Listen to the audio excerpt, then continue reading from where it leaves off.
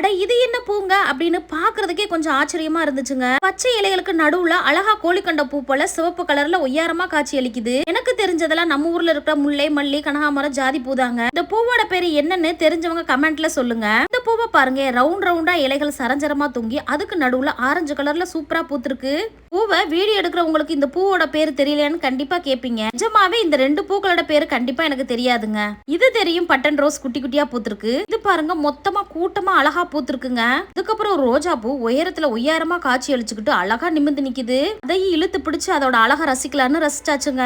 இந்த செடியில இதுதான் விதை பகுதின்னு சொல்றாங்கங்க. விதைய போட்டா செடி முளைக்குமா என்னன்னு தெரியலங்க. இந்த பூவுமே பாக்குறதுக்கு ரொம்பவே கண்ணை பறிக்கிற மாதிரி அழகா இருக்கு. பறிச்சு தலையில வைக்க யாருக்கெல்லாம் ஆசை இல்லாம இருக்கும் பாருங்க. அப்புறமா இன்னொரு ரோஜா பூ நல்ல மலர்ந்த நிலையில அதுவும் சூப்பரா பூத்திருக்கு. இந்த பூக்களுக்கெல்லாம் போட்டி போட்டுட்டு பச்சை மிளகாய், சிவப்பு மிளகாயா அதுவும் பூ மாதிரி தெரியுதுங்க.